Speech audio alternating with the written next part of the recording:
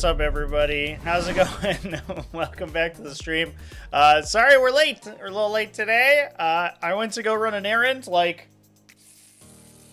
almost an hour and a half ago now, and it was like 1.3 miles away or something, and just took me 45 minutes to get there. Apparently, that's how traffic is at 3 p.m. on a Tuesday today. So, a bit weird, but we're back here. We're ready to go, and we got a bunch of stuff to talk about. Recently holding meeting to the word tortoise when you're stuck in traffic. That's true. But you know, slow and steady wins the race, chat, and I'm winning because I get to come on and to hang out with you guys after I get home. You know, everyone else in that traffic jam, they couldn't do that.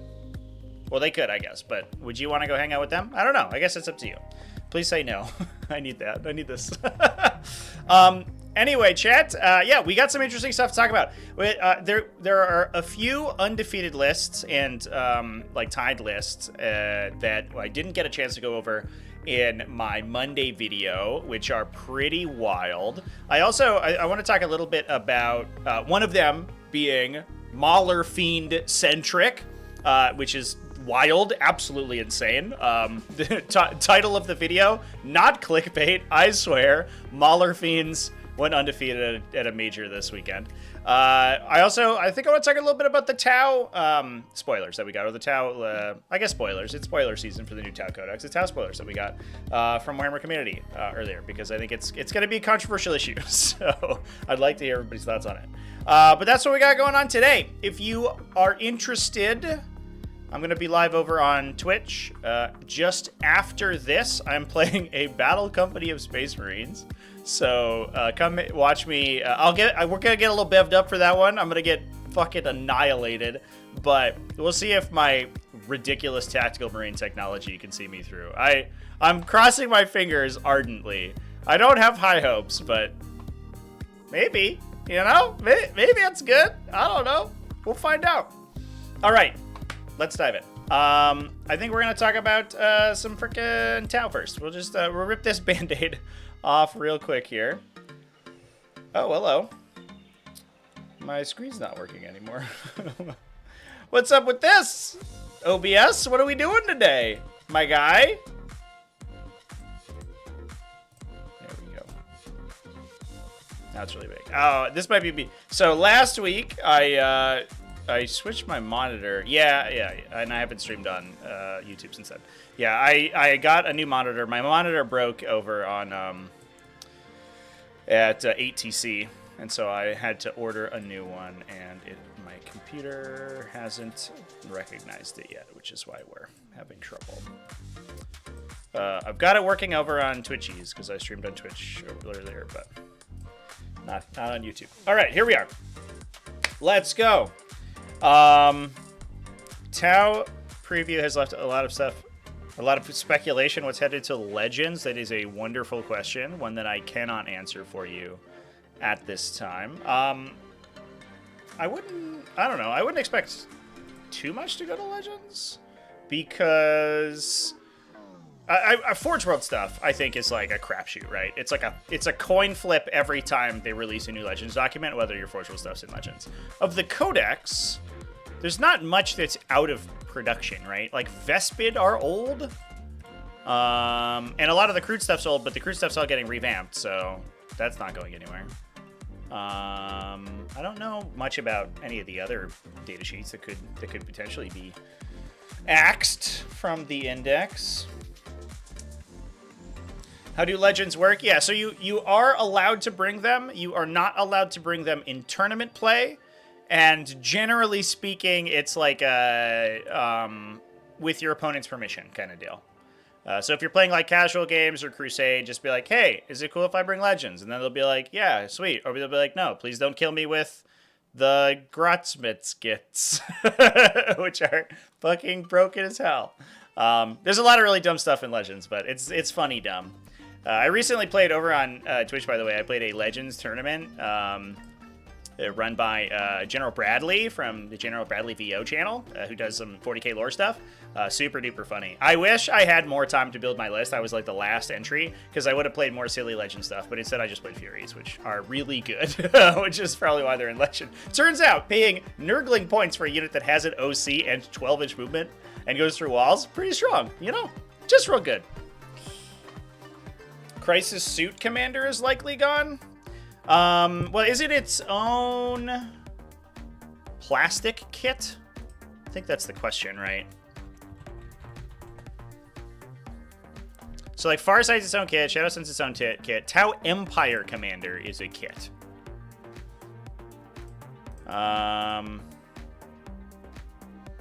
Yeah, but it's only Enforcer or Crisis or Cold Star. Yeah, so I could see the standard commander being gone, but I think that's probably fine. If you have like commander models, like the old school commander models, you could probably just rock them as an Enforcer, and I don't think anyone knows the difference. The Enforcer's just got like the little breastplate thing, right? But the Cold Star's the one with the wings, so he's the one that actually looks like significantly different. So I think that's probably okay, but I could see that one getting axed for sure. All right. So they talk about the detachment. The first one being the Retaliation Cadre, which it seems like it's, I mean, they definitely kind of like point to it being Farsight's deal. Like it's kind of the new fangled Farsight enclaves. So it sounds like we're not getting a Farsight specific detachment, unless we are, and then I'm totally off base with this, because this is basically what Farsight enclaves did previously. But the Retaliation Cadre gives you +1 strength within 12, so it's kind of a firestorm, but then as soon as you're within 6, you're +1 AP. And then you can pay 2 CP for a 3-inch Deep Strike. Now, first of all, 3-inch Deep Strike strong basically at any cost. And we don't know if they have CP regeneration mechanics in the detachment or even in the book, because we could see some new abilities in the book. So either one of those would be cool. But even a 2 CP 3-inch Deep Strike, still a 3-inch Deep Strike, so that's probably fine. And that automatically turns on your +1 EP. So we're kind of getting around Tau's sort of mediocre AP values, which is already great. And then the other one gives you a Shoot and Scoot for 1, which I believe is significantly cheaper than the original Shoot and Scoot, right? The Strike and Fade from the existing detachment, who knows if that'll change, to be fair, but that's 2 CP if I remember correctly. So we're getting a huge discount on the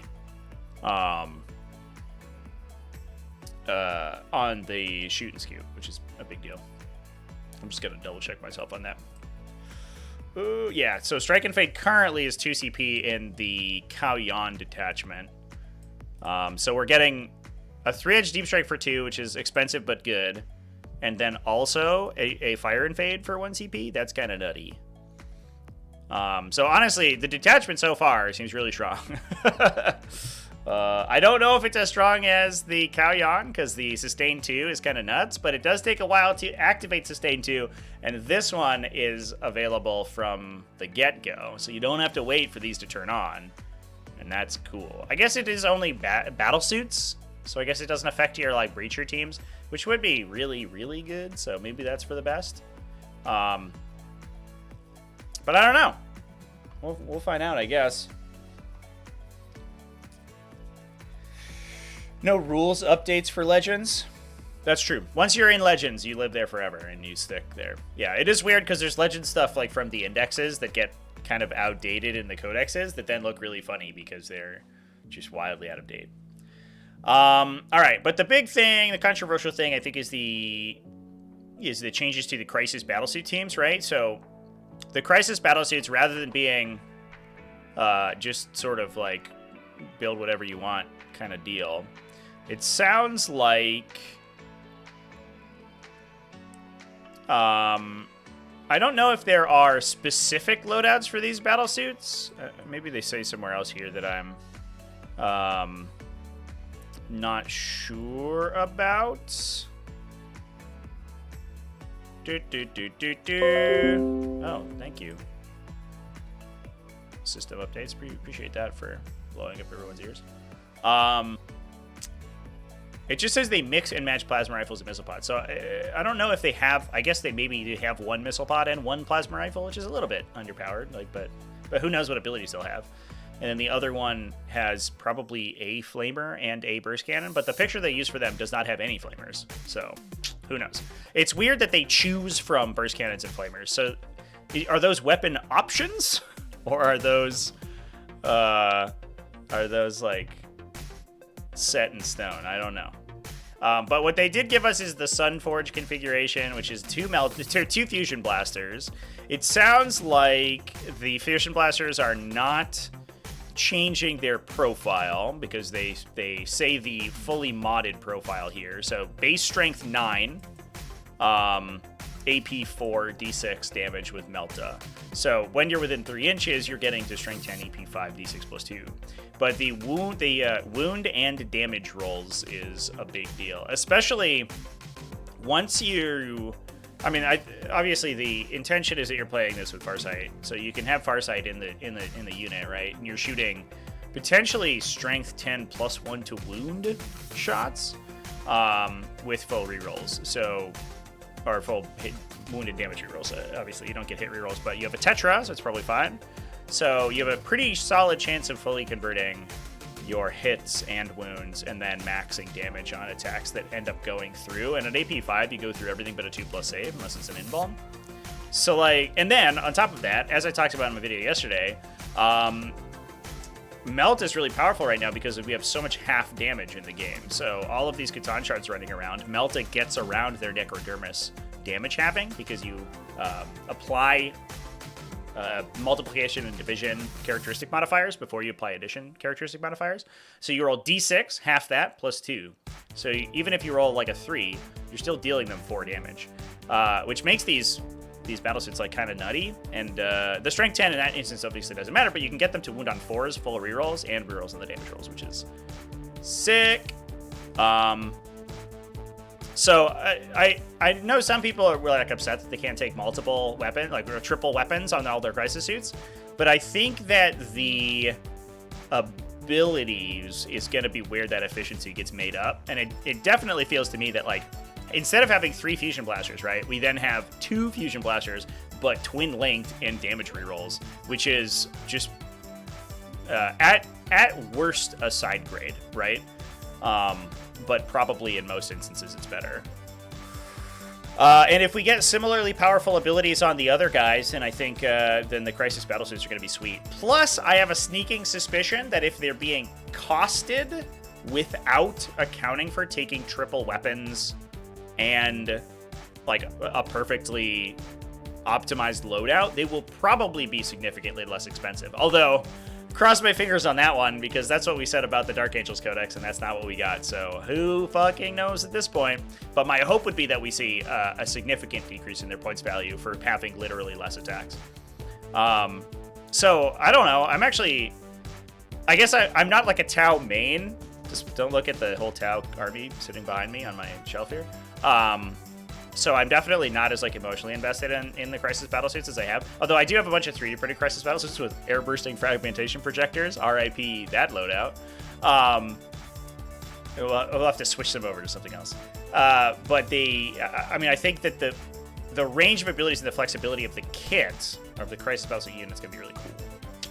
Hopefully it stays that way. Hopefully that's how it ends up working. But that's just my opinion on it.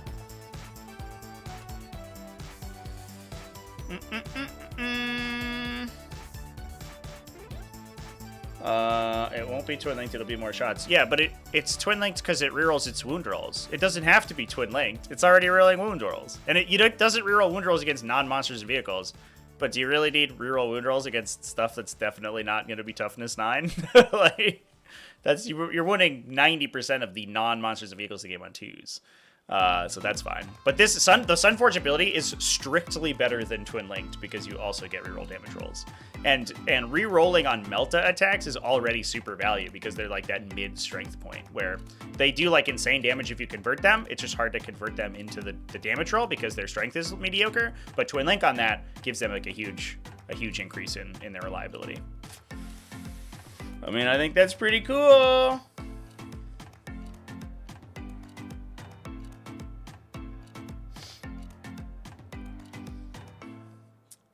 Friend Kit bashed Necron guns onto Tau for cyclic ion blasters and never noted until he pointed it out. Yeah.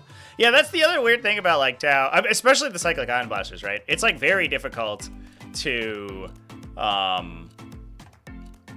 it's difficult to tell, especially with the specialist weapons. Like, the fragmentation projectors, I think people mostly know the basic weapons, right? A burst cannon's the rotary cannon. That's easy. The plasma rifle is the big penis gun. And then, like, the fusion blaster looks like a Melta, kind of. And people pick up on those ones. But, like, the air bursting fragmentation projector just being a tube that shoots balls, it's like, okay. And then the cyclic ion blaster, like, is a slightly different rotary cannon. And you're like, people are like, all right, whatever. Just tell me what they have, and I'll believe it. Tau do feel a little bit like Tyranids in that way, where, like, you can put whatever on the battlesuit and just be like, hey, just so you know, it has what list optimized metal loadout here, and that's what it says. And then I think this is a confirmation that the two basic commanders, or the two specialist commanders, are staying the same. Enforcers and Cold Stars, I don't believe it changed at all, right? It's how they worded twin fusion blasters. Oh, sure, yeah. Yeah, I could see that worrying people. Yeah, I guess if they twin linked them and then gave them Sunforge, this unit would be terrible. You're like, guys, how about you have just a bunch of abilities that don't do anything? Like, thank you, I appreciate that. You're the best. Yeah, I'm glad they pointed that out. It is weird that they can't really decide whether twin weapons are weapons with more attacks, or two of the same weapon stapled together, or weapons that have the twin linked keyword.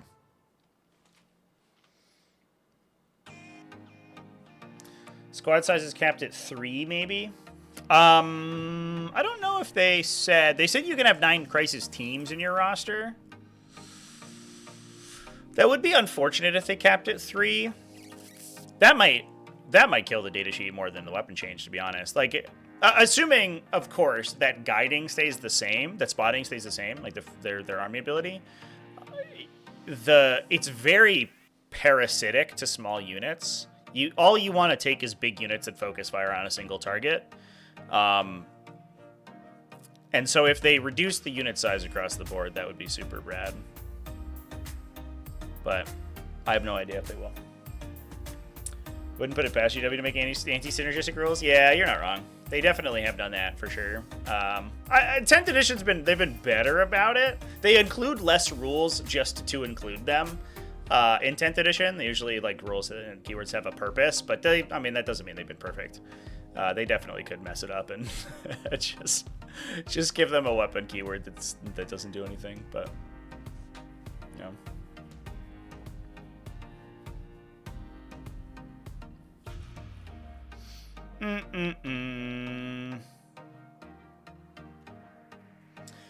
Anyway, chat, that's the Tau stuff. They did do another article that I didn't look at about Kroot, but I think it's just about the aesthetic design of the Kroot,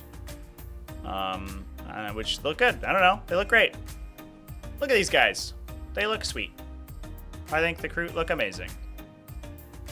Love it.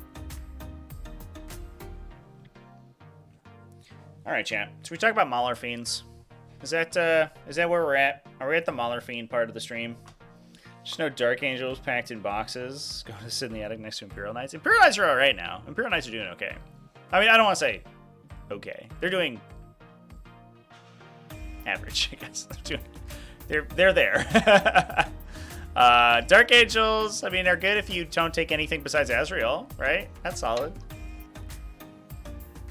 Dark Angels core units definitely needed a points cut. It's super shitty that they just got nerfs and no points changes at all, for sure. That's super dumb. All right, so yeah, here's what we're talking about today, chat. So we're gonna start with some discussion on undefeated players, because we had a bunch of undefeated players that had draws and stuff that I didn't talk about on the Monday show. It was a little bit of a weird weekend for World Eaters. I saw some people commenting on some of my previous videos talking about, like, oh, World Eaters can't win anymore, they suck. And then we had a weekend where World Leaders like X and O2 events. Barry Bash was won by World Leaders, which I talked about. But then we also had Cascade Clash, and I didn't want to grab 2 lists from Cascade Clash when they had so many other big events happen, especially when one of them was a first place placer. So I didn't talk about this World Leaders list, but it is wild. Yeah. So. We've got some normal stuff. Angron, Winged Demon Prince with Berserker Glaive. Seems solid. Those guys are just absolute nightmares in the backline. A Juggernaut with Favorite of Khorne. Nice to see the enhancement come back. Some Jackals. 2 units of 8-bound. Just regular old 8-bound. Some Chaos Spawn for secondaries. Double Forge Fiend. Triple Maulerfiend. Ayo! Look at that, chat. How about that double Gargantuan Skogoth list? I think I talked about that a couple weeks ago, right? There was Aaron Along, if I remember correctly, or something like that. Gotta turn my phone off, chat. So, interestingly, I think that we are seeing a lot of movement towards the Fiends, or I should say back towards the Fiends, because they already saw some play, largely because of Adeptus Custodes. And these units are basically like, they're like purpose-built to kill Adeptus Custodes, especially the Forge Fiend, right? Because Custodes very rarely don't get +1 for blast, right? So anytime you blast against a multi-wound unit with the Forge Fiend, it goes off. That's its favorite food. That's what it's like specifically designed to kill. Let me pull up their data sheets real quick here. Yeah, so the World Leaders Forge Fiend forces battle shock checks on infantry. Whatever, who cares? The nice thing about that, obviously, is that it can prevent them from interrupting against your charges or fight firsting if they're Custodes, but you're not really like banking on Custodian Guard failing more leadership checks for the most part. The prevention of stratagem use in your next fight, in your subsequent fights, is it's something. It's definitely good. But these guys, obviously, we're bringing 3 D3 blast weapons, AP3 for 3 damage. So regardless of whether or not they're in cover, you're forcing a Custodian Guard to his invuln save, which is already good. And then each failed save, if they don't have a shield and they don't Arcane Genetic Alchemy, kills a model. And you're shooting between 6 and 12 times at that profile, winning on 3s, which is really good. So already, we're keying into the heavy infantry spam. They're also going to get Space Marines, obviously, like high AP multi-damage is good there, but we're seeing a lot of like Aggressor bricks, and so that kind of stuff come back, and so the Forge Fiends are good. And like generally speaking, for the points value that you spend on them, 145, a Forge Fiend is just, it's just a fine profile. Like you're never like sad that you have this guy, because he's a backline shooting threat. He's not particularly strong. He's not going to win against dedicated anti-tank stuff, but he's very broad in his application, right? He's good against infantry because he's tripling blast weapons. He's okay against like medium vehicles because he's like winning on 4s, like probably blanking most of their armor save. He could kill a predator or something in an activation if he gets lucky, and 2 of them together are pretty good at it. But the one thing these guys are extremely good at is burning down heavy infantry. So we're already kind of keying into that with that inclusion. But then we're also bringing triple Maulerfiends. So the Maulerfiend himself gets a bunch of bonuses to charge in World Eaters. So we're getting +2 to charge if you're below starting strength, which we're trying to key off with the Forge Fiends already. And then he gets +1 to hit against them. So if the Forge Fiends killed anyone, which theoretically they have, then you're hitting on 2s and you're +2 to charge. And that will stack with the other threat range extension stuff that World Eaters have. I clicked wrong. So you can already get +2 movement. So you can be movement 10 with then +2 to charge and advance and charge, right? So you can, or movement 12, excuse me. So we're going to 12 plus D6 plus 2D6 plus 2. So your average charge range is about 23 inches. Between like 23 and 24 is your average threat range with everything combined. And we brought Favorite of Khorne in the list so we can reroll if we missed all the speed increases. So their threat range is ludicrous. And then they're making a million billion attacks. They get, I don't know what we took, if we took the gun or the melee here. Oh, we took the melee attack here.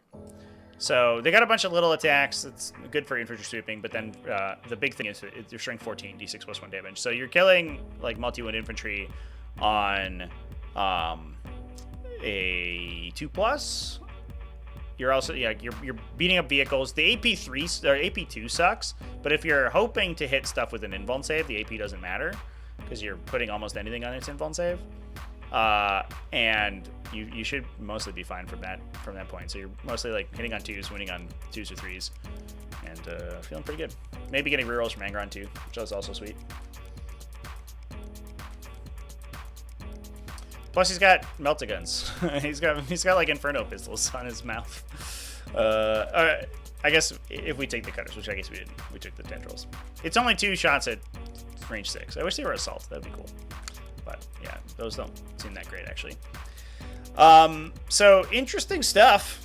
I don't know. It makes sense to me. So I talked a little bit about with the TO from Cascade because obviously they're a sponsor of the channel. So we've been discussing the event as it was going. So big thanks to Cascade Class for sponsoring.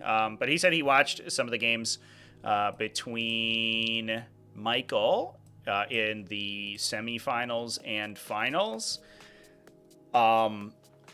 Said that between a 5+ invuln save baked in and a 6+ feel no pain on 12 wounds, the math is just bad enough that the like Custodian Guard, especially if you can split their attacks between a couple units, don't kill a Maulerfiend on the fight first, and then the Maulerfiend comes back and does like insane damage to them. So that's already pretty solid. Not to mention the fact that, you know, they're super fast, so you always get the fights that you want, and you can kind of create those situations where you can like walk into fight firsts and like pin a unit between 2 Maulerfiends or between Maulerfiends and the 8-bound, and then create the situation where only a couple models can fight each one, and then you lose neither unit, and then those 2 units kill the thing you charged, which is kind of what you're trying to set up. So super cool technology to get around kind of bad matchups. Plus it gives you this really, really solid front line of like T10, 5-up invuln save, like 3-up armor, 5-up invuln save, which world leaders don't do a lot, right? A lot of times world leaders, once they get out in the open, 8-bound are, you know, they're reasonably hard to kill, but they don't stick around forever. We don't have a foot demon prince to give them invuln save, so they're just getting vaporized by shooting for the most part. So we're actually being relatively immune to small arms fire by focusing on the vehicles. Plus, obviously, like 2 demon princes in Angron. So what are you gonna shoot at first? You can't kill it all. Take your pick. And we have appreciable shooting, so we can clear out screens and stuff too. We don't necessarily need to commit the big vehicles if we don't need to, because they're fast enough that you can cross the midboard. You can cross no man's land in almost 1 turn, for the most part. World leaders also have -1 damage combat. Oh yeah, that's a good point too. Yeah, of course. They can -1 damage. Yeah, that gets super nutty when you throw that on like one of the big guys. And then stack it with the Feel No Pain. You just end up taking very little. Corn cares not. It is 2 CP though, so that sucks. But it is what it is. But any unit. Yeah, that's solid. Strength 14 for tank shocks as well. Yeah, good point out as well. Definitely good for tank shocks. Still weird that they can do it on walkers, but monsters can't do it. But that's an age-old complaint. A lot of people also forget that Angron's reroll affects shooting. Yeah, if you use it the turn previously. It doesn't work top of 1, hilariously. Or in the first battle round at all, right? It doesn't affect your shooting at all. Because you'll choose the ability, start of your charge phase. You can choose rerolls that affects their hit rolls, but then if that's after your first shooting phase. Basically, which is super strange. If you go first, you can maybe use it to affect Overwatch, I guess.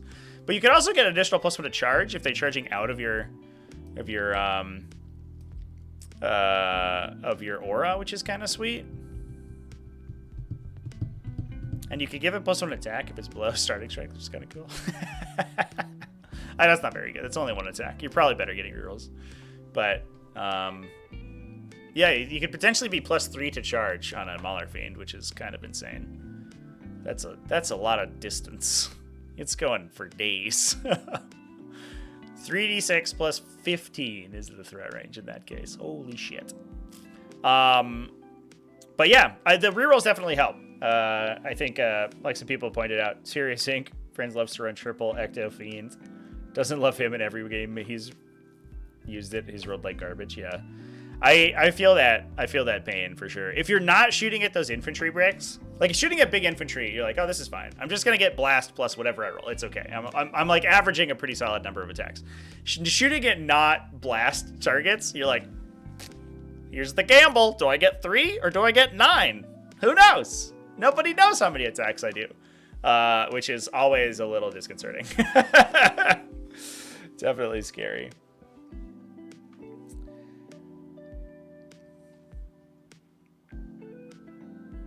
But definitely having rerolls helps a lot in that instance, I should say, because even as weird access to rerolls as it is, Ingron can help those guys out because they do need a little bit of help. Is the matchup of Thousand Suns versus Custodes Thousand Sun favored the other way around? I think it's like marginally Thousand Suns favored. I don't know what the stats are. I wonder if Stat Check will tell me. In my opinion, it's marginally Thousand Suns favored, but Custodes definitely aren't down for the count. Custodes can tank through Thousand Sun stuff because they have a lot of defensive mechanics that Thousand Suns don't love. And let's just take a quick look here, see what Stat Check says.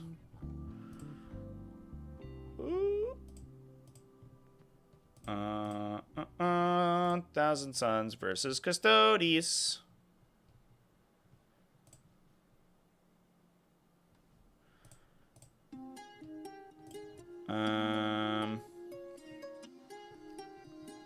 Well, according to Stat Check, it's unplayably bad. But their data is limited. Let's look at the last couple months instead of just post stream. It looks like Custodes are favored. That's really interesting. So Thousand Suns have a lot of stuff that Custodes don't love. They don't like it when their armor save goes away because they want that 2+. They also don't like it when they get slowed down because they're not particularly fast. So the Binding Tendrils guys are really annoying.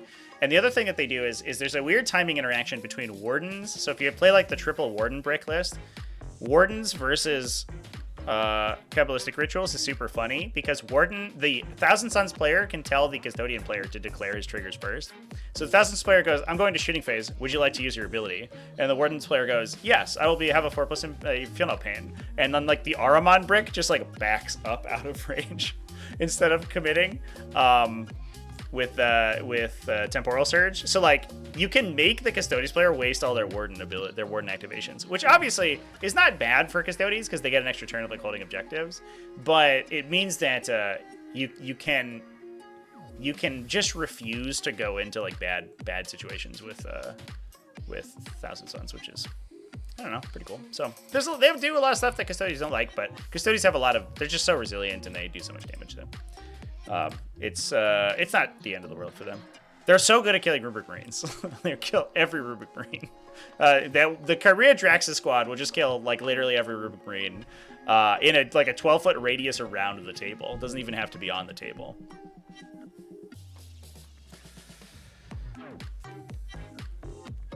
One Maulerfiend was taken out by a unit of Ravenwing Knights in the command squad last night. Those guys are like anti-vehicle, right? On the charge? It's actually not too bad for them, yeah.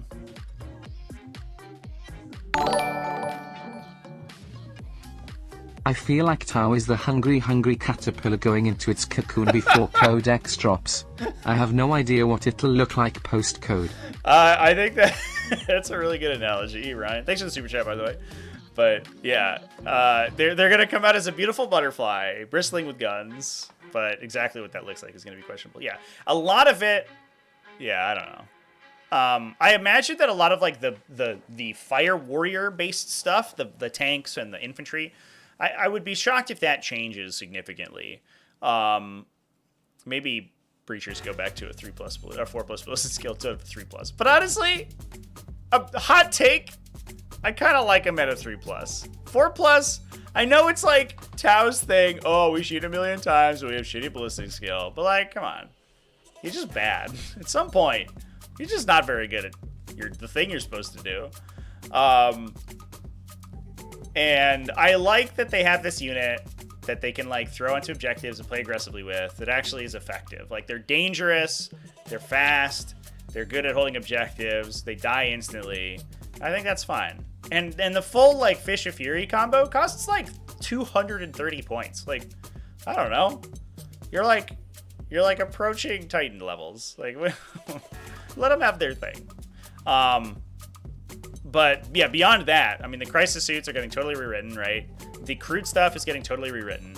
Who knows what's going to look like? And I think I have a sneaking suspicion the crude stuff's going to be hyper pushed. I'm getting real flashbacks to like Beast Snagga Boys where they're like, we need them to be like fast melee. Well, okay, well we'll give them bonuses on the charging, bonus against monsters and vehicles. You're like, okay, well that's most of the stuff they're gonna be fighting, so that's already good. And then like, well they always die before we get in there, so we'll give them like a bunch of feel no pains and defensive effects. You're like, okay, that also sounds good. So I have a sneaky suspicion it's gonna be a lot of crude happening, but it also could be the thing where GW like pushes a model because the kit's cool, and then super depowers it on the table because they don't need to sell anymore.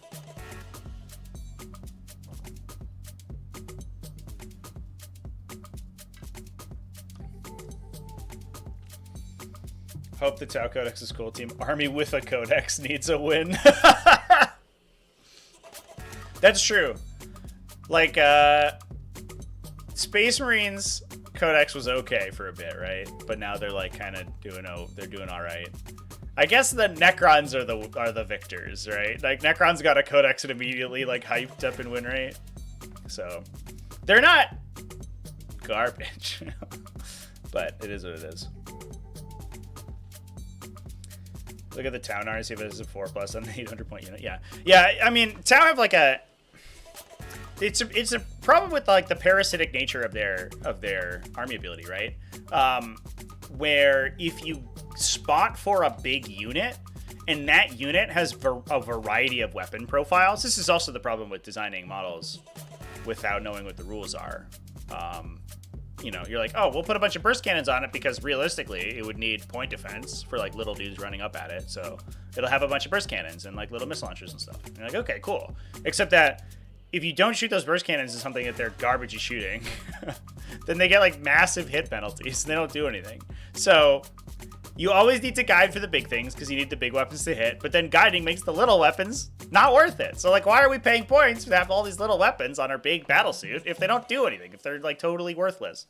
And that's just a problem. I wish like, I honestly, the split fire penalty feels like kind of irrelevant for Tau. And a change I think I would be okay with seeing is them changing that. But specifically making it so that guided effects, so like the Tetras bonus and the stealth suit bonus only affect attacks against the guided model. And I feel like that's the target unit, I should say.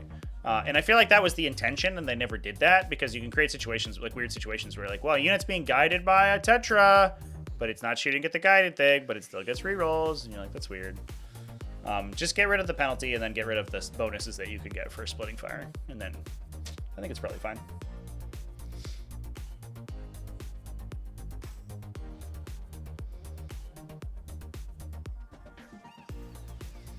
Yeah, Silver Squad is doing well. I think, I know Space Marines like statistically are like in the dumps, but they win like most of the events, and that's like maybe because their player count's really high. But in my opinion, Space Marines are also super good, especially if you consider supplements, right? The supplemental chapters, even those without a supplemented codex.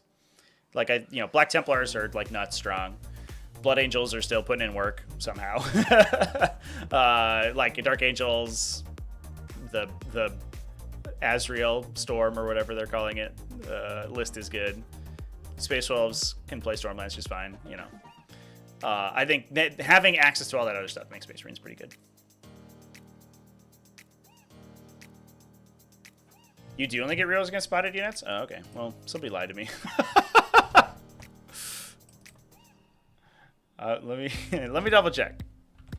If you do, then I apologize to all the Tau players that I just misquoted for.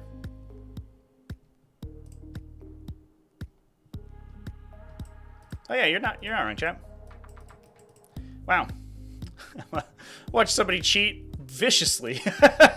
Is it stealth suits that don't have that wording? Yeah, nope, they have the same thing. Okay, well, yeah, somebody straight up just cheated in a game against me. That's okay. They were like, well, I'm still guided, so I get rerolls. And I'm like, I guess that makes sense. Didn't double check it for them. But no, all right, well, yeah. Do we need a split fire penalty for guiding? No. The answer. We have the answer. Thanks for pointing that out, by the way, A2Z. I appreciate that. Stealth suits also have the same verbiage, which is good. I mean, let's go 10th edition, right? Like, 9th edition, they 100% would have worked on non-spotted enemies. But 9th edition, they've got their shit together. A little bit. A little bit. We can make the army roll ignore cover, not give a bonus to hit. But they need to... I mean, if you're a 3+ ballistic skill across the board, I think, sure. But the problem is that, like, they've always... The conceit of the army, since its inception in, like, 3rd edition, was that they have shit ballistic skills, but they use technology to get around it, right? And it was always marker lights or whatever, and to, you know, now it's the spotting mechanic. So you would have to... I don't think that a base 4+ ballistic skill shooting faction works. I mean, case in point, Adeptus Mechanicus, right? Just look at that whole faction. The armies that win are full of melee dudes and like guys that sit on objectives. They don't actually, or flamers. Like, we're not shooting with that army. The shooting army is not making ranged attacks. You'd need a way to get around ballistic skill 4, I think, for that army to be worthwhile.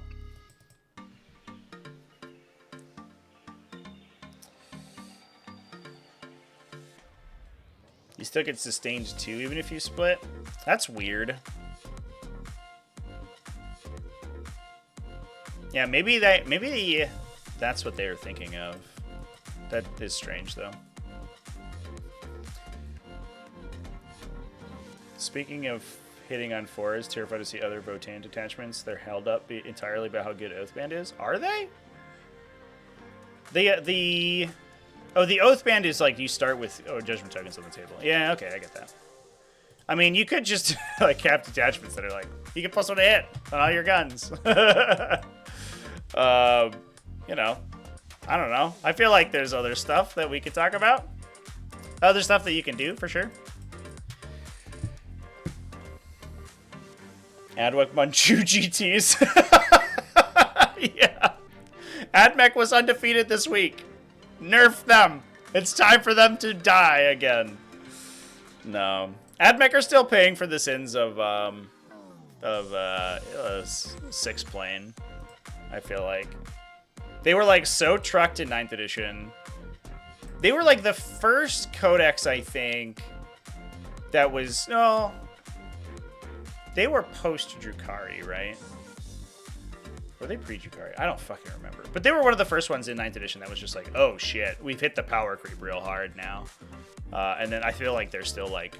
They're like... GW's like so hesitant to touch them because AdMech, like every time they like tune AdMech too far, just like...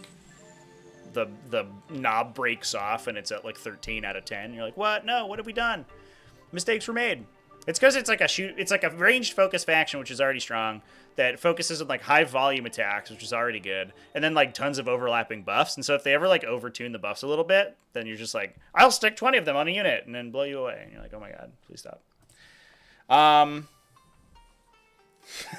Need 5 ups like flash kits. I think AdMech players should probably be okay if their army got 5-up ballistics go across the board, but fully rerolled their hit rolls all the time.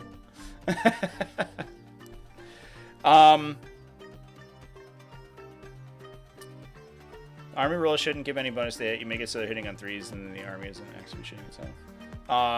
For Tau? I mean, I guess so. I think the Tau army ability is cool. I think it's cool that they have they give it... Like, you just would very rarely guide, I think, if it didn't give you +1 to hit, right? If it gave you +1 AP, it would probably be similar. But, like, you want the ignore cover from marker light stuff, but you would just never guide with if it didn't have a marker light, right? Anyway, let's talk about some other lists, chat. We talked about Tau and stuff for a bit. So this is an event that I didn't cover on my Monday video because it only ran 4 rounds. It was a pretty big event though, 45 players over here in El Rey Road. Sounds fun. But yeah, it's like an Ironman GT. So 2,000 point tournament, and then they just ran it in one day. Which is like sick. I don't know. I feel like we're at the point in 40K where we could run more of these, where it's just you play like 4 or 5 games in a day. War Machine was huge on those. You play 5 rounds in a day, and Warhammer games are getting much shorter. Although tactical objectives do make them take a while. So interesting breakdown of top 3: Astra Militarum, Dark Angels, Thousand Suns. Can jump into Astra Militarum real quick here. Martin Cooper as the winner. We've talked about his list on the channel quite a bit. I think it's mostly normal Thousand Suns stuff. Look, it's Gaunt's Ghosts. Or Thousand Suns. I got Thousand Suns on the brain today, chat. Astra Militarum. We got Gaunt's Ghosts. Amazing. Look at them. They're good. Lord Leontis, also good. Platoon Command Squad, so he can use their Master Box. Amazing. 2 Tank Commanders, because they're good. Ursula Creed. Some Jungle Fighters. Some Infantry. 1 Basilisk. Triple Bulgrin. Just 3 of 3. Triple Kazarkin. Some Medusa Carriage batteries to shoot over the top of everyone, and a Scout Sentinel to let them ignore indirect fire. Nice! That's an Astra Militarum list, if I ever did see one. It seems like, I don't know, I feel like I keep harping on this, but it seems like Militarum are like kind of have created a mono list. It's, you know, the Gaunt's Ghost plus Lord Tiller plus the tank commanders and stuff. Plus triple Kazarkin, a bunch of Bulgrin, and then some number of artillery sitting in the back. Seems like the way to go with them. It does feel like it's a relatively deep index. I think there are other ways to play. The super heavies aren't terrible if your terrain is good. I'm partial to the Tempestus Scion list, as you might know from my video the other day. But it definitely feels like that's kind of where they landed on, which is, I think, okay. I imagine that at some point in the near future, we are getting to the point where most of the index factions will start to look like that, where we have created the list. Now, that's the one that we play depending on the metagame.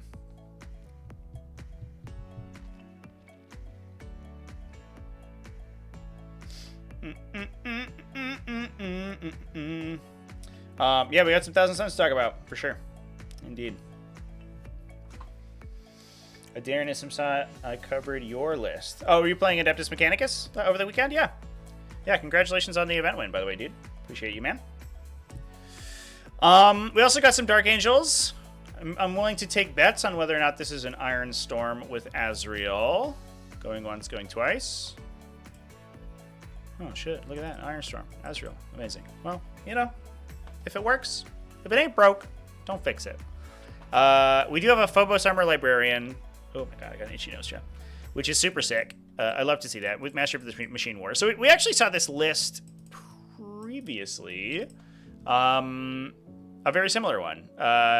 This is basically the list that Ben Rubenstein took at Cherokee, which is cool. We have the Storm Raven gunship, because it's big and has 1,000,000 gunshots, and can drop off a dreadnought in the front of the army.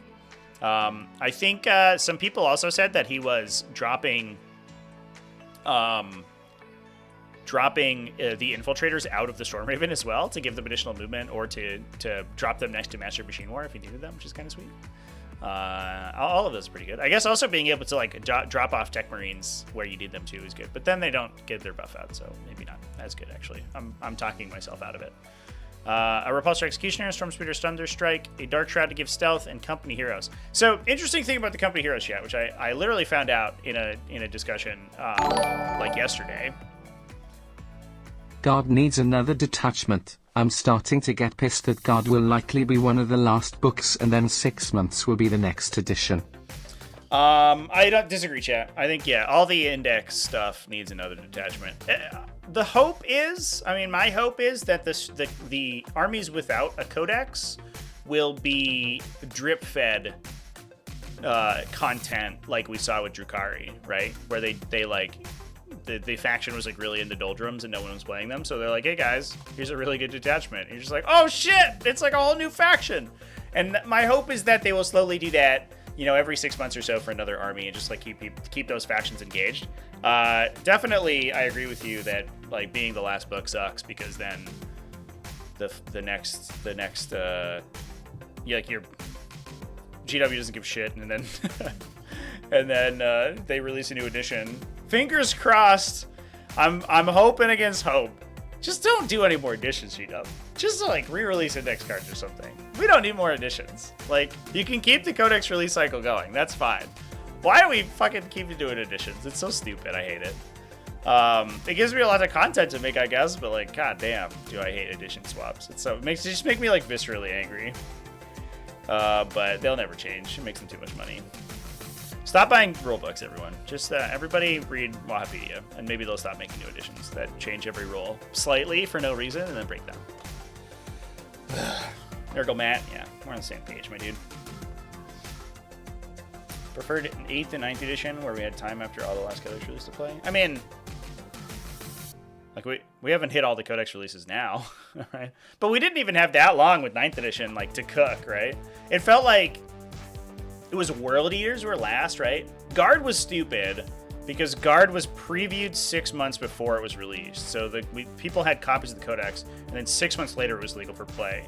And then they had like 6 months before the edition ended. World Eaters was like, World Eaters came out, and then they were like, by the way, 10th edition. And everyone's like, now? What the fuck? I remember we had like a solid 3 months of World Eaters, and then it was like everything was over, which is like just shitty. It just feels bad, man. I don't know. Being the last book suck was last book twice would suck. Yeah, you want to be the Codex in the middle, I think. Like right smack in the middle, or like kind of early. Because the problem is with being if they swap the order, they're always gonna do Space Marines first, so never worry about Space Marines. But if they swap the order, then you're like, I get a book, and then like 8 months later I get another book, and it's. Like, most of the time, nothing's changed, and then you get to be, like, crappy and underpowered for the rest of the edition, and you have to buy 2 books in a row immediately. Be no good. You want to be in the middle, where you get nice time to cook, and then you get, oh, new edition, some new index cards. Oh, cool. Oh, a new codex. That's fun. That'd be good. The edition change ever really threw you? Yeah. It felt early. I don't know. I feel like every edition change feels early. They're like, new edition. I'm like, already? And oh, it's been like 4 years, and I've lost my train of thought. But I don't know. Just wait 10 years. 10 years between editions, at least, GW. I don't want an 11th edition or a 12th edition until I'm retired. Then I'll actually have time to read all your changes. But I'll fall asleep, so it won't matter. All right, we're talking about this list. Oh yeah, so I don't believe that this particular version of this list is going to be optimal moving on into the future, because one thing that some folks in the Discord server keyed me onto, which I had no idea about and is definitely a huge issue, is that Azrael, the great man himself at the top of that list, can no longer join those company heroes as of the Codex release. Now, that happened last week, so I imagine that this event did not use those rules. So there's no skullduggery going on here, obviously. But if you are using the updated rules, Azrael now cannot join company heroes. He can only join inner circle companions, which sucks because company heroes are sick and inner circle companions drool. And that's sad. I don't know. The issue of it with it is that the special issue is that there is an errata to his index card that's still on the books in the index card update. But that, to my knowledge, and somebody can correct me on this if I'm wrong, specifically only pertains to the index cards released as if you're using the index for your faction. So if you are using the Codex or the Codex supplement, those rules no longer apply. So, ripperonis, I guess. So it's weird that there's an errata that says that Azrael can join company heroes, but it has been outdated, and it only lets you do so if you're using index version rules, which you can.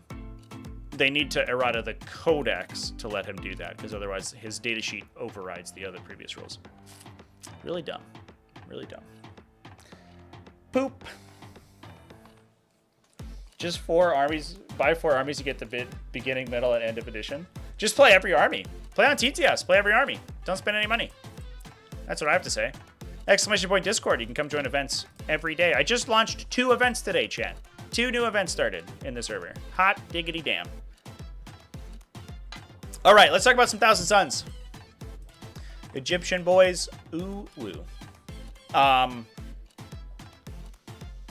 We've got Ahriman on a disc, Exalted Sorcerer on a disc. Love it all so far. Arcane Vortex Inferno Master, Envelope for Crystal Inferno Master, Magnus, and a Demon Prince.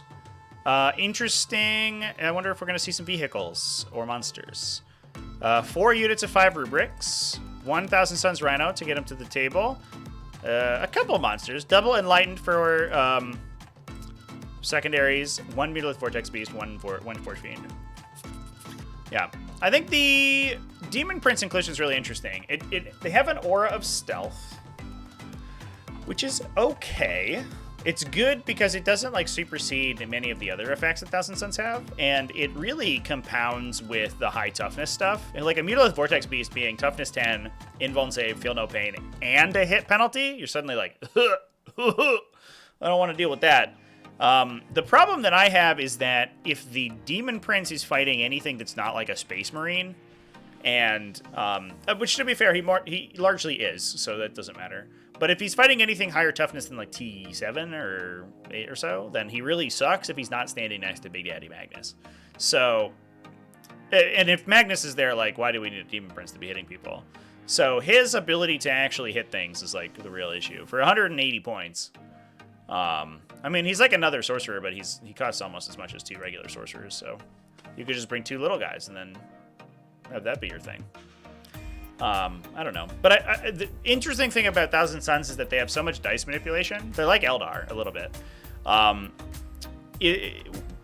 That if you skew your opponent's dice math like any way, like their expected damage down by any amount, then you can use your weird dice manipulation, your like blank damages or your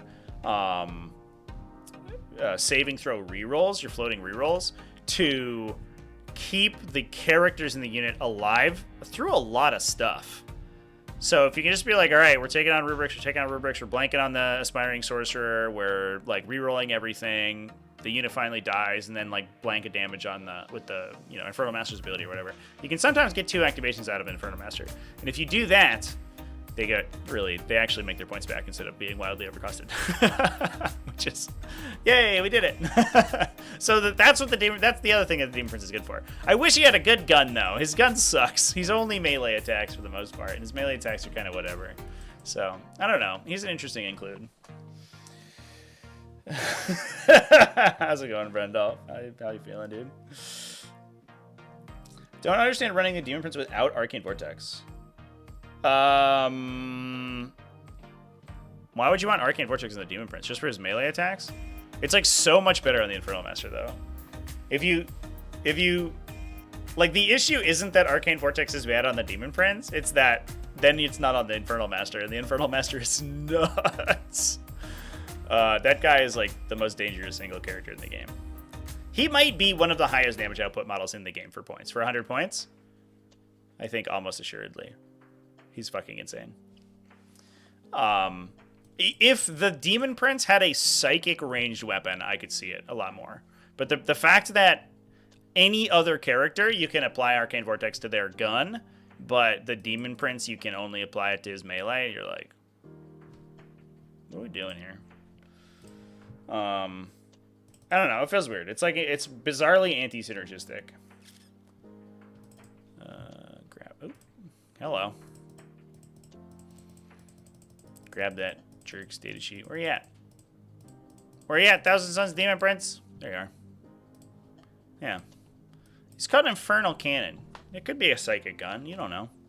But if he was shooting 6 times with Arcane Vortex, like, suddenly we're cooking with fire, right? We're cooking with gas. Cooking with fire. It's hard not to cook with fire. And like, all right, we're like swinging with a 4 damage melee attack and a 2 damage sweep, or like I don't know, strength 6, 3 damage gun. Like, all right, that's pretty good. But you're giving it up on a full rerolling flamer, 2d6 flamer shots and full rerolls. It's like, ooh boy, oh lordy. All right, chat. let's move on. We do have a couple other events that had some undefeated folks. Cool to see more of the Iron Man events going down, by the way. I know that those are pretty... They're obviously, like, pretty brutal. But, I don't know. I think it's sweet. I'd love to see more of them. Oh, I got some Chaos Demons. Ooh, let's go. All right, so if we look at the GT Bilbao. Oh,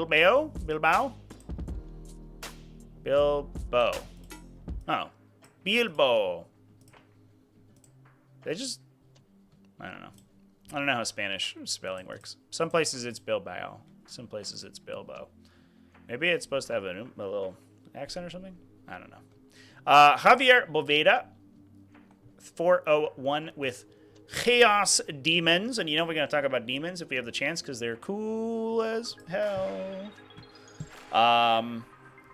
Today we have Bellicor Scarbrand Changeling, Bloodmaster. So the Foot Herald of Corn. Whoa. What does that guy even do? I gotta look him up. I don't remember. I literally cannot remember what that unit does. I remember Skulltaker. He's cool. Bloodmaster. Gun to my head. Jesus. Do I even play this faction?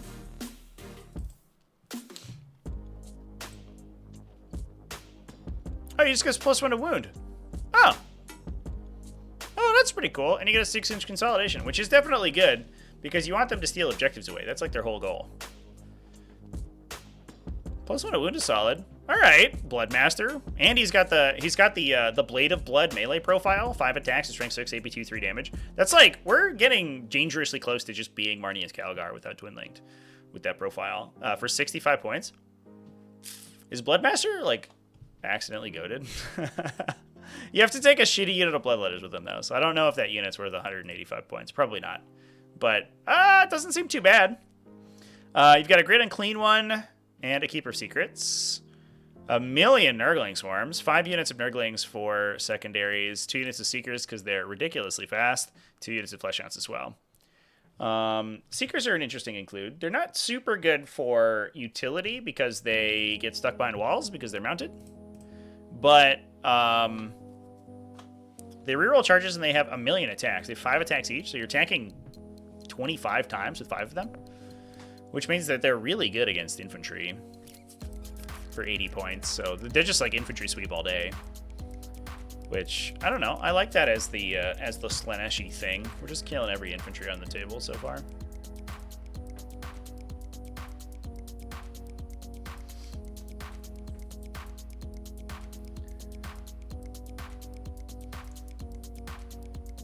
Hi, my name is Law.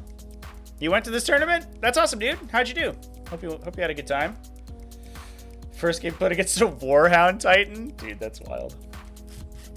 I love to play in this Warhound Titan. I gotta play a Warhound Titan list at some point, chat. We gotta play like Codex Agents of the Imperium. I will get in there and make it happen. Can move block the board with them? I guess that does make sense. Do they scout? Oh, they do scout. Oh, I missed that they scouted. Okay, yeah, no, I get that. That's actually really, really strong.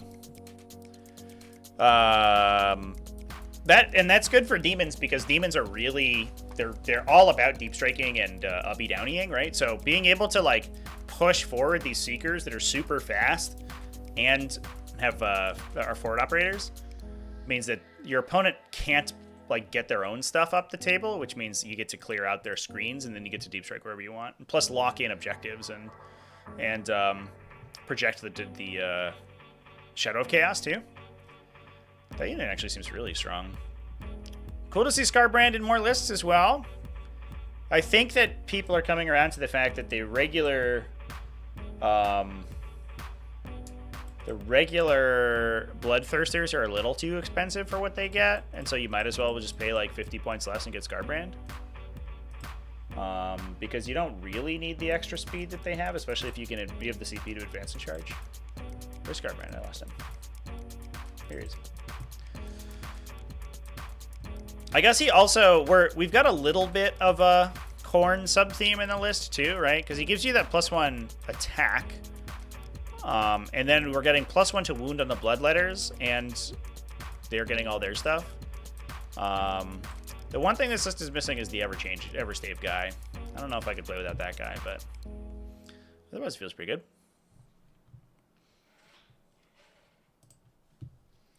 I like it.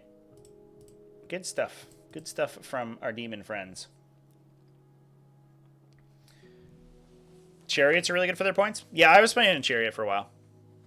I really like the Chariot. It's like the stuff that it kills doesn't feel really necessary. And if you're just looking for a unit that moves fast, there are other units. But it's like, if you want a utility unit, right, Screamers are better. I think if you want to, like, the forward operation and infantry sweeping, Seekers are probably better. But the Chariot's cheaper than all that stuff. So if you don't have points for them, then the Chariot's just there for you. So, like, I understand that you wouldn't like play it too often, but I do think that they're really underrated for sure. All right, we had a couple other events that had draws at the top. I know that Arcanite did. I watched that game on Wargames Live, and the finals were absolutely nuts, which was really cool. Yeah. So Planet Arcanite over here. Death Guard and Black Templars tied for first in the final game. Super insane game. We'll dive into Death Guard first real quick. Aaron Hempstead. We've got a Putrefier, a Blightspawn, Lord of Virulence, the Wound Reroll guy, Mortarion, Typhus, big Plague Marine squad for the dudes to jump into. And I know they did real work in his games with a Death Guard Rhino. I like that little splash of Plague Marines. We're not all in on the Plague Marines, but if we need them to just YOLO into a big unit and vaporize it, then they can just do that. 2 Predator Destructors, Terminators, probably for the Lord of Virulence to jump into. Deathstrike Terminators, I should say, so they get rerolls on their Plague Spurts. A Fetid Bloat Drone, double Plague Burst Crawler, double Nurgling's Beast of Nurgle. Yeah. And we do have the big man, right? Mortarion, yeah. That seems really solid. I don't know. It's just a good all-rounder. We're not all in on the Plague Marines. We're not all in on the vehicles. Didn't take any Chaos Knights this time, too. A lot of times you see the double War Dog Brigands with Death Guard, but today we are purely Death Guard besides the Chaos Demons.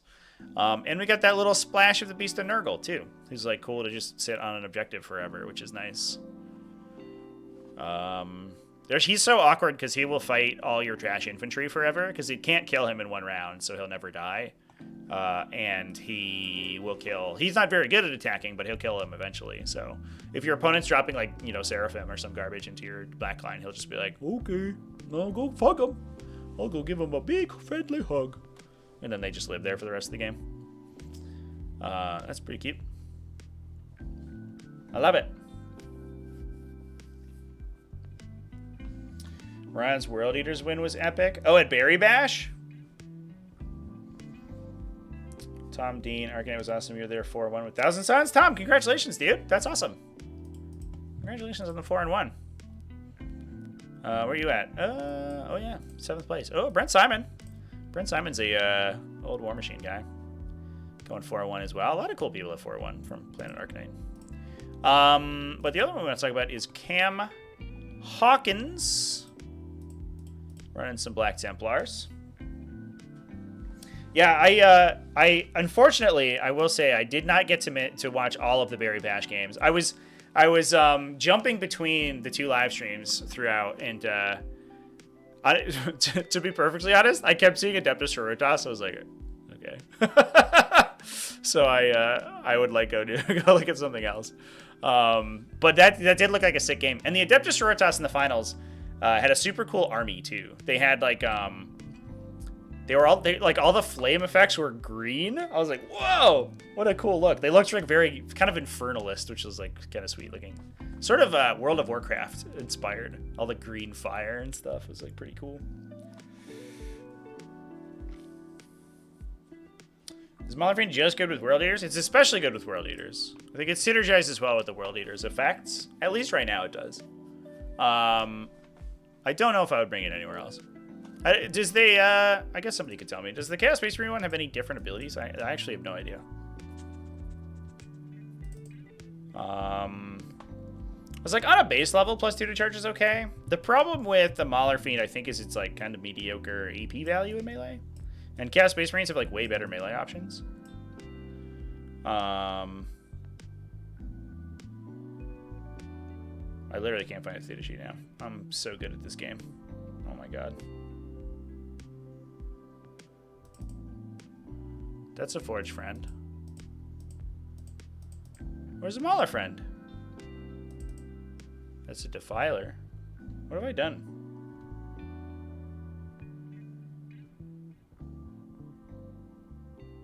Do I not have their data sheet? Jesus Christ. This is embarrassing. I'm sorry, everyone.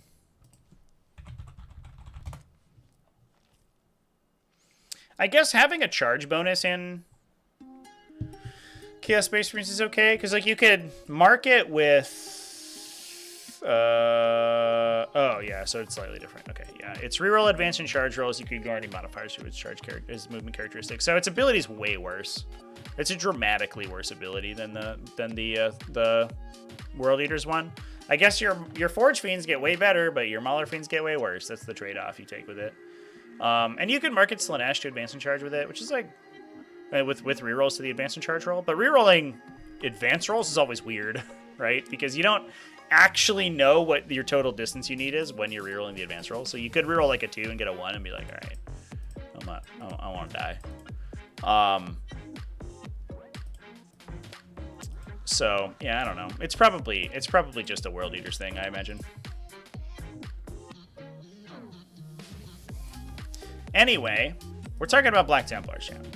It's almost as far away as you can get from Chaos Space Marines. It is possible to be. Although they do play like Chaos Space Marines a lot.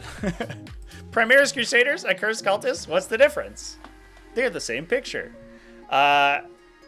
So we are running Gladius Task Force with some classic Gladius Task Force stuff. No Grimaldus, just a Hellbricht and an Emperor's Champion. And Biologus with Fire Discipline. So we got the whole Biologus Fire Discipline combo going down. 2 Impulsors. Are we carrying around Sword Brethren? Hell yeah, we are. So we have 2 Sword Brethren squads to attach the characters into. 3 Sword Brethren squads. So 1 of 10 to go into the second Redeemer. 2 of 5 to go into the Impulsors. A Kaladesh Assassin, Inquisitorial Henchman. And an Infiltrator squad to protect against Uppy Downies. Yeah, I mean, this just seems solid. This is like a really, really solid evolution of the classic, like, sort of Gladius Task Force that we've been seeing all edition. We have the Infiltrators subbing in for the lighter stuff, the Scouts that we typically saw, so that we get more protection against Hypercrypt Legion. We're still taking the double Redeemers. We're switching Rhinos for Impulsors to put the Primaris guys inside. And then, yeah, otherwise, just rocking it, so... not too much to say about this. I mean, we've been watching Gladius Task Forces like this do pretty well for the whole edition, so yeah, I think that's it's just a good army. Just a good army, chat. That's what it is. Plus the Kaladesh Assassin for Uppy Downies. Solid. Feels good. I like it. I like it a lot. Templars. Yummy, delicious Templars. Yummy, yummy Templars. All right. I believe that we had, if I remember correctly, there was one more game. Oh, we have an excellent one, Tyranids. I'm gonna hop over. We're gonna jump into Palladium games over here real quick. We're gonna talk about Tyranids. Second place. Looks like lost to the first place placer. Yeah, lost to Tau in first place. 80 to 48. That is uncharacteristically low for Tyranids. And they had some really low wins. Mark Benning. What are we doing? What's your Biovore doing? Is he not scoring 1,000,000 points for you all the time? All right. We've got an old One-Eye Invasion fleet. It's a pretty standard. It's okay. Do we have to read any more of this list, chat? It's just called Lenin's List 2024 Q1. All right, so triple gargoyles, 2 carnifexes with death spitters, Biovore, triple, what is it? Double exocrine, 1 Maliceptor, double Screamer Killer. Yep, okay. We've seen this one before. Fair enough, chat. Can a Land Raider stand up to a Gladiator for anti-tank firepower? It's similar. Land Raiders attack more times, but their attacks are individually less consistent, so yes. Like, what you're paying for, you're paying a bunch of extra points for transport capacity with an assault ramp, and the other thing that I was about to say, and survivability with the Land Raider. I don't know why I lost my train of thought there, chat. Any war to victory?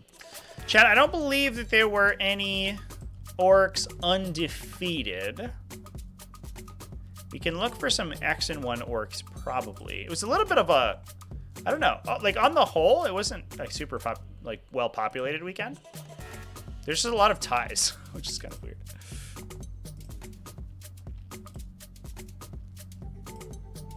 Let's see if I can grab one.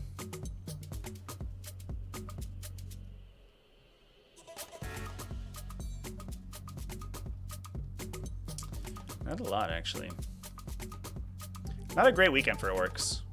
Orks have been struggling a little bit. I think probably a predominance of Custodes is like keeping them down, because that matchup sucks for them.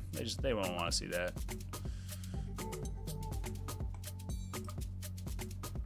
A lot of Drukhari in that sort of spot, though.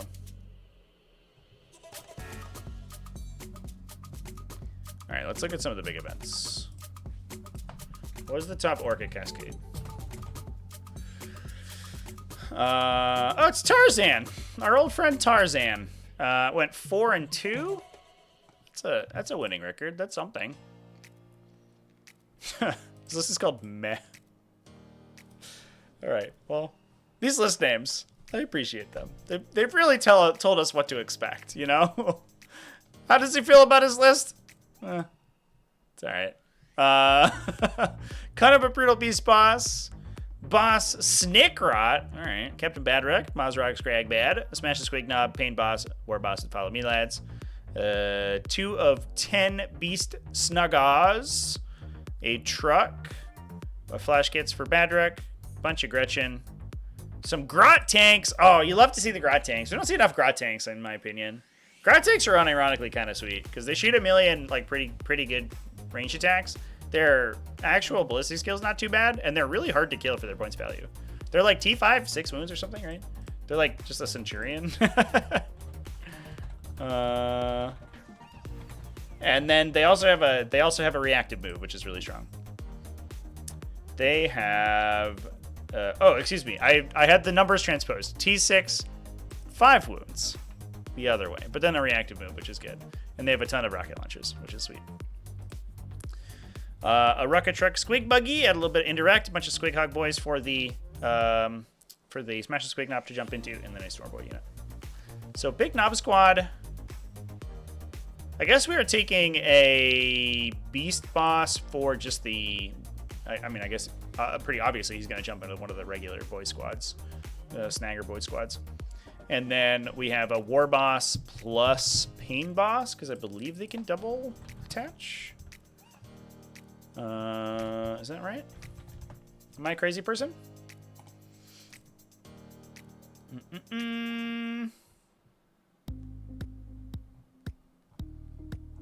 Oh no, the Pain Boss just goes in the other Beast Snagga boy unit. Just kidding.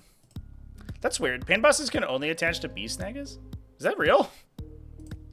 I've definitely had this revelation before. That's bizarre.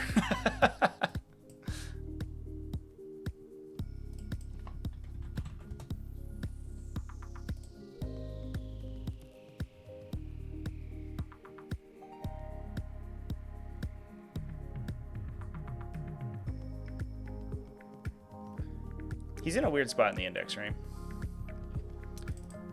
Here he is. Oh, it's a Pain Boss, not a Pain Boy. Oh, I don't know what the difference is, actually. Ah! What have I done? No! He's gone! No, he can attach into, like, whatever. Which one's the pain boss? What am I missing? What's the difference? Am I learning about a new unit now? Where is this unit? That's a mech? Yeah. Oh, here he is. Oh, yeah, he's like a beast snagger guy. Oh. Oh, and he improves their Phantom Pain. All right. That's okay. And then he can heal characters. So you can heal Scragbat, I guess. And then once per game, you get D3 bodyguard dudes back. Oh, all right. He seems totally fine. I've never seen this unit before, chat. I'm learning today that this guy existed. Literally no idea that he could do that.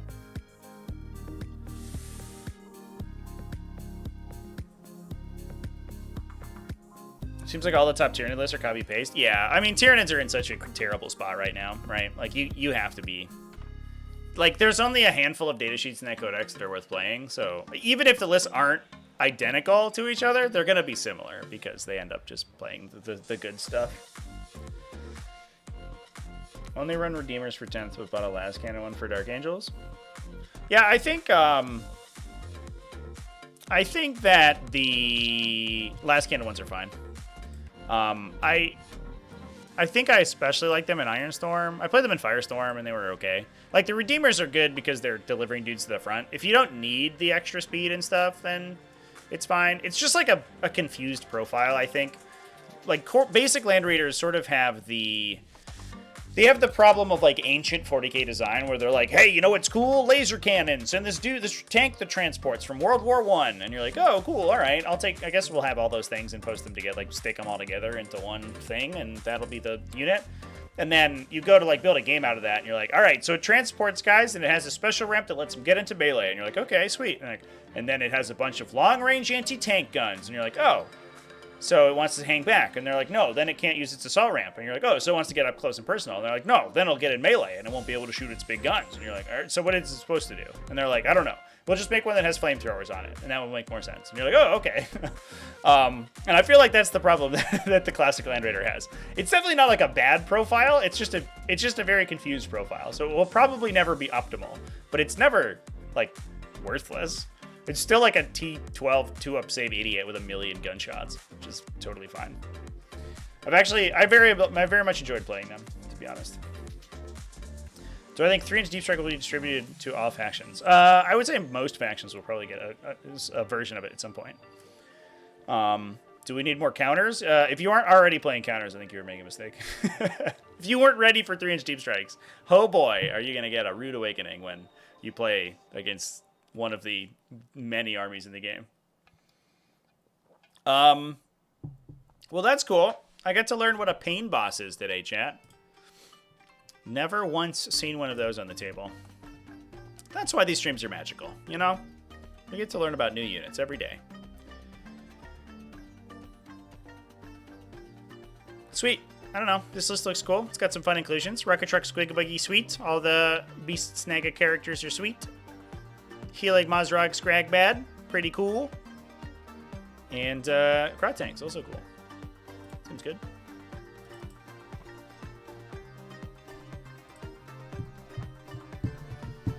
Replace the las cannons with Meltas, you have a much better tank? Yeah, then it would just be a Redeemer, but for anti-tank, for sure. I 100% agree with that. Yeah, if it had like twin multi-meltas and it shot 4 twin-linked multi-melta shots instead of 4 just long-range las cannon shots, it would be better. Or if it lost its transport capacity or had its transport capacity massively nerfed and was like way cheaper, right? If it was like a long-range anti-tank gun that tangentially also brings your dudes to the battle and like maybe you can like dump them off on an objective somewhere, sure, that's fine. But the fact that it's paying like 1 million points to transport like 12 dudes, you're like, all right, I don't really need that, but sure, thank you. All right. I believe that there was another event that ended on a draw. And I want to find it now. And maybe I have lost it forever. I might be thinking of the Fantasia North event, which I talked about the AdMech list yesterday.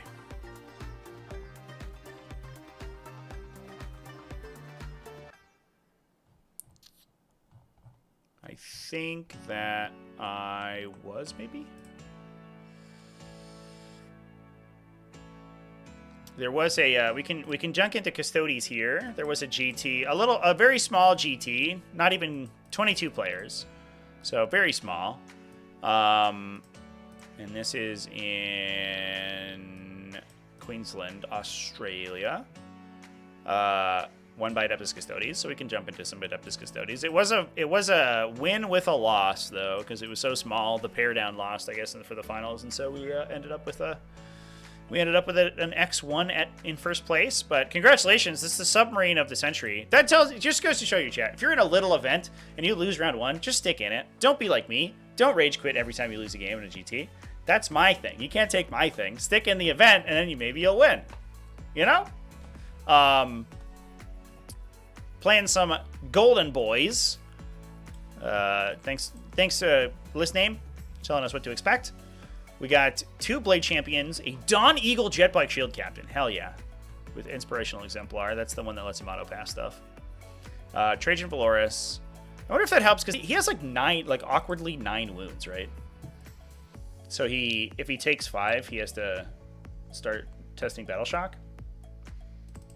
And that the Inspirational Exemplar is like +1 leadership and a once per game auto pass, I think. Yeah, leadership, characteristic of 5, once per game. Oh, within 12. He unbattle shocked them. Oh, that's cute. And then that's just regular British Praetors. Where's the Dawn Eagle Jetbike guy?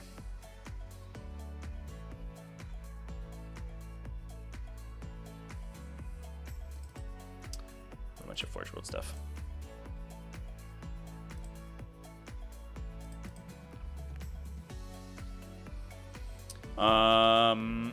He loses his leadership ability if he doesn't get the thing, but he is -1. Oh, he's 7 wounds, so he only has to take 4 to start testing Battle Shock.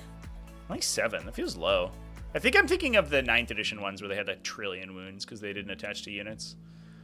They were almost big enough to, if you upgraded him, there was a warlord trait to get extra wounds, and if you gave it to him, he would no longer benefit from Lookouts because he was too big, which I loved. I thought that was so funny.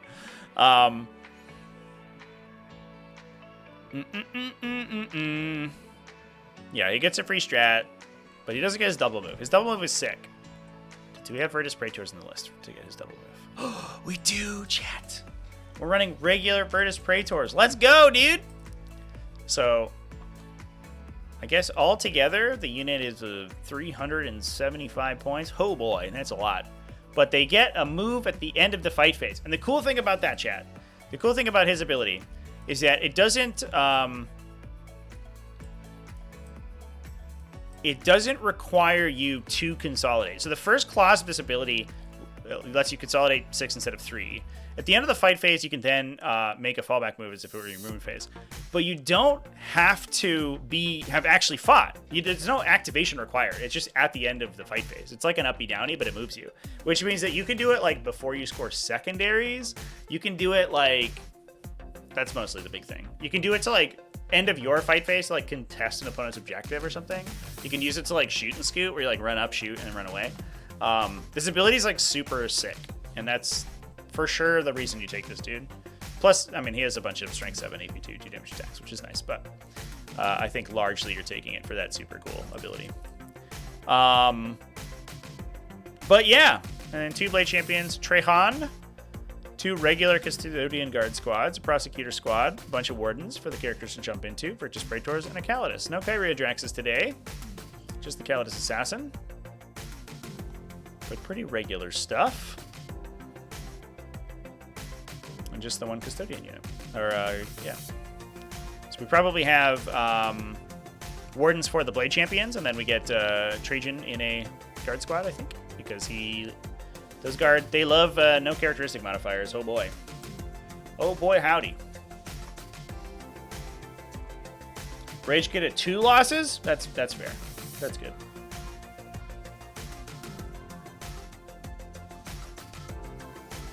Not all factions have access to good fringe deep strike counters. Yeah, you just need like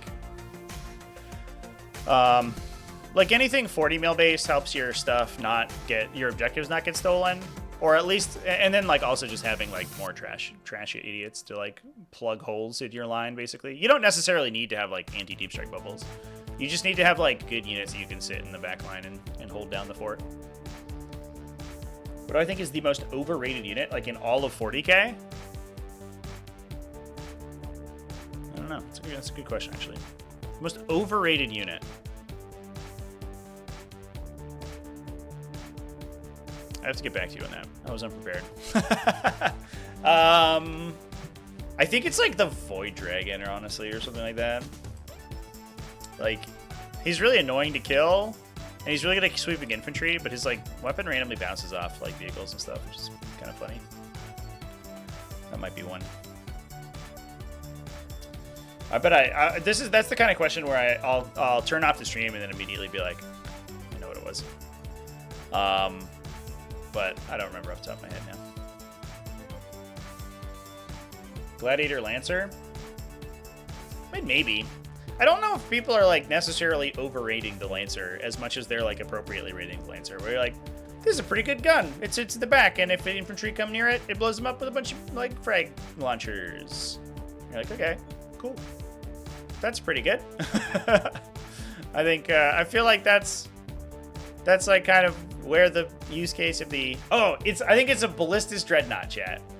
A lot of people, I've seen a lot of people who are like, you know what, if I can let Ballistus Dreadnoughts, they're gonna kill every vehicle. You're like, are they? Their missile launcher's like strength 10. And like their last cannon's like got 2 last cannon shots. I guess that's pretty cool, but yeah, it's all right. They're kind of slow. They don't really get line of sight very often. That might be one.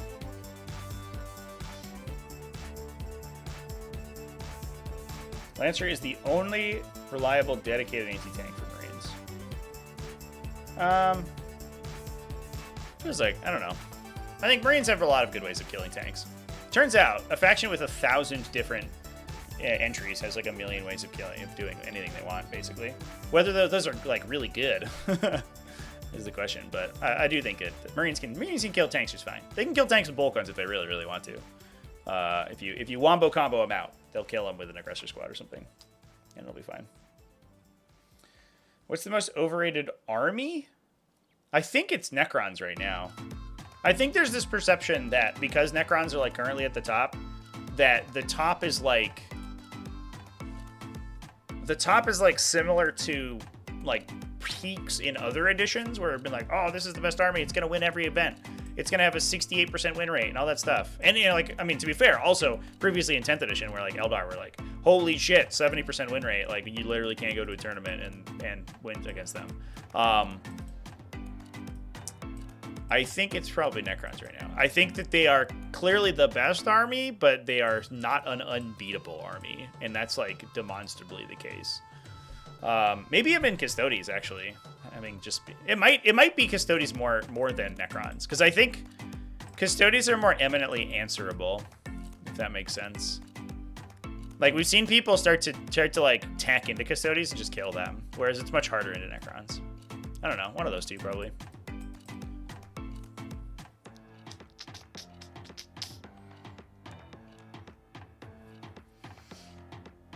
Predators aren't bad. Predators are alright.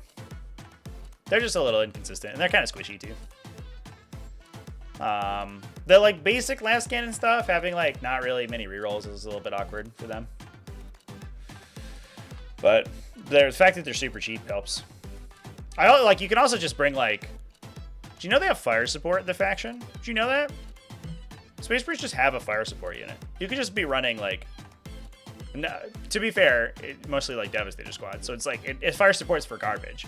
But you could run like idiot dudes like with multi-meltas and fire support for them. And that's like solid anti-tank. That's like what most other factions would consider the end game of their anti-tank. And Space Marines just like have it, but nobody brings it.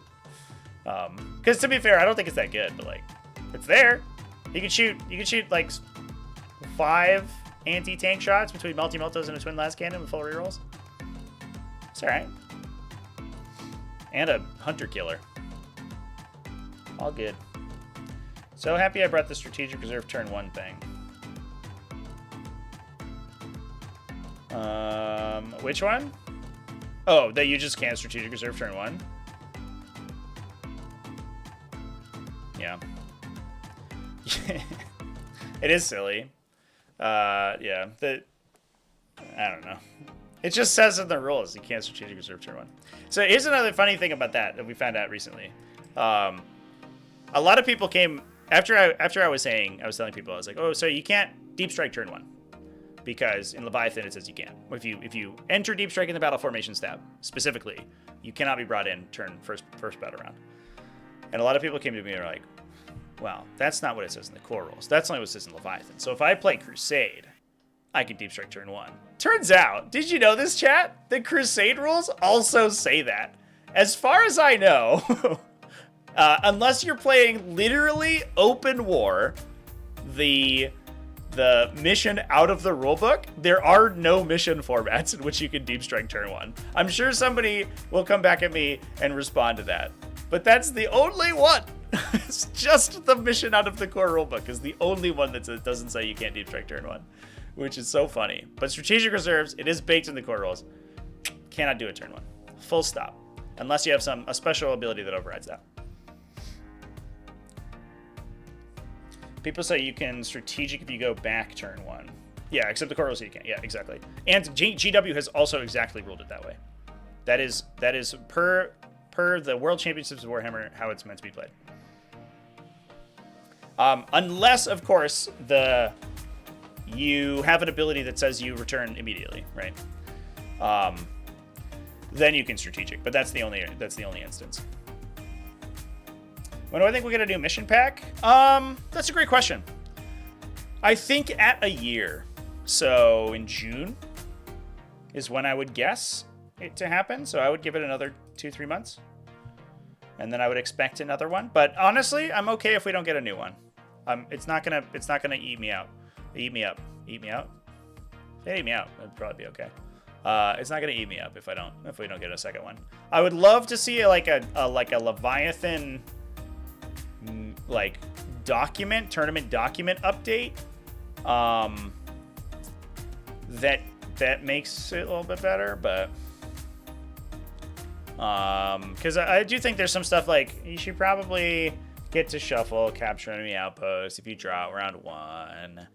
Like, you probably shouldn't blank bring it down if your opponent has no vehicles. You know, there's like a couple oversights I think they made, but other than that, I think it's fine.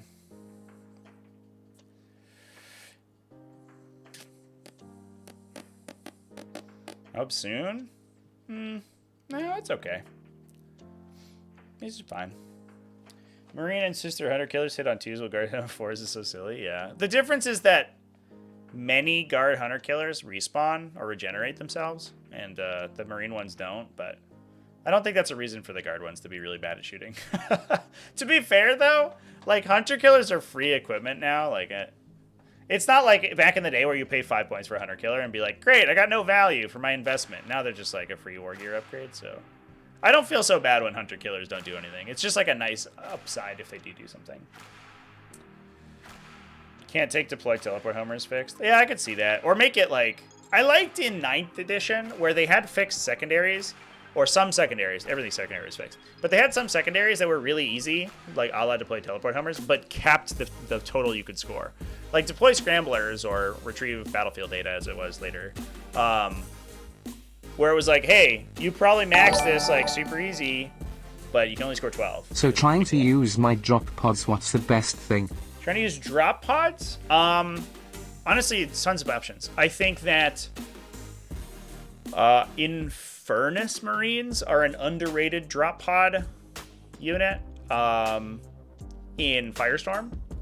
Because you can drop them in. I don't believe, if I remember correctly, they only have a 10 capacity because they have 10 seats in them. So you can't attach a captain to them, which sucks. But you can drop them in and then reroll with Vulcan and get devastating wounds from the Flamer thing. I think that's like a little bit of an underrated little wombo combo. It's probably better with Vanguard Veteran Hand Flamers, but yeah, 10 models. But I think it's that this one works in turn 1, obviously, so that's a big difference. Otherwise, If you have ways to source wound rerolls, like Devastator drops aren't too bad with like Multi-Melt does or something. Hell Blasters jumping out of drop pods is also not the worst thing ever. Like 2 units of 5 is pretty okay. And Stern Guard Veterans, honestly. Just like jumping Stern Guard Veterans out with like devastating wound guns. It's like, it's not good, but at least you get rapid fire. The Firestorm pod with Vulcan? Yeah. Dude, I love Vulcan. I'm going to play Vulcan after this. So my game starts in 15 minutes, so I'm actually going to wrap the stream up in a little bit here. But we're going to go a little bit extra because I was late. But I'm playing Vulcan immediately after this. We're taking multi-melts with Vulcan. It's pretty sweet. 9 Infernus and a Captain. Yeah, but the thing with the Captain, right, is like you can also just pay 2 CP for the strat, right? It being a 2 CP strat doesn't mean you have to Rites of Battle it, and having access to Rites of Battle elsewhere means you can do it twice. So you can have the list I made, because I'm a fucking weirdo, was I believe it was 2 Infernus bricks. One was in the drop pod, one had a Captain in a Redeemer, and then an Aggressor squad with a Captain in another Redeemer. And that's like most of the army, and then characters and support and stuff like that.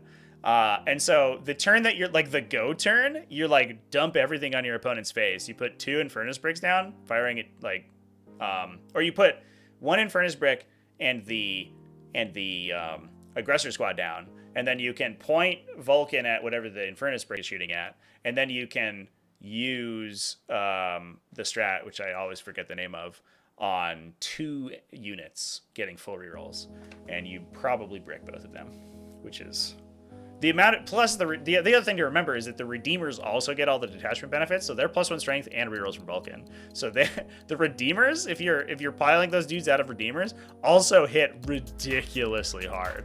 That list has fucking insane damage output. That list is nuts.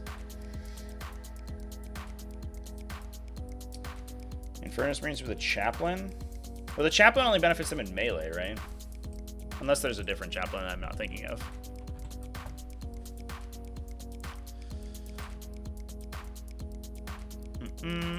Yeah, Chaplain's only in melee. If that worked in shooting, that would be insane.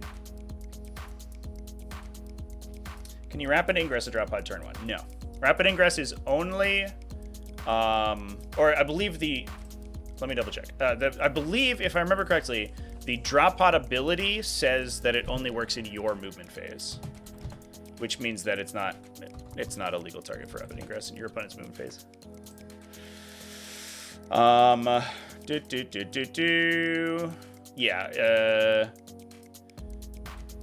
It can be set up in the reinforcement set with your movement phase, so it doesn't work in your opponent's movement phase. Sorry.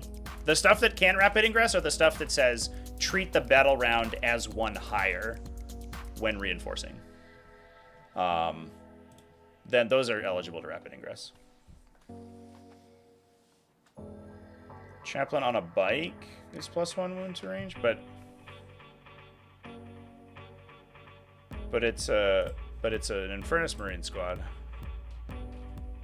Does the Chaplain on a bike affect other units? Wait, I thought the Chaplain gave devastating wounds. What am I thinking of?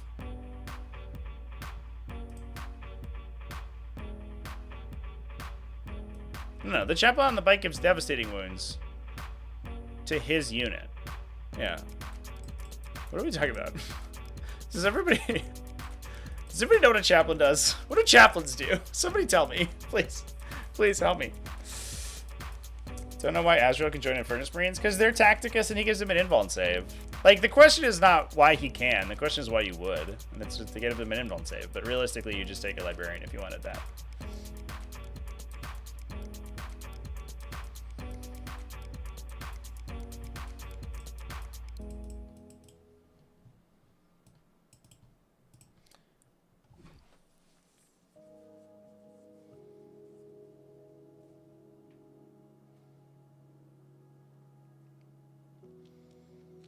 Anyway, chat.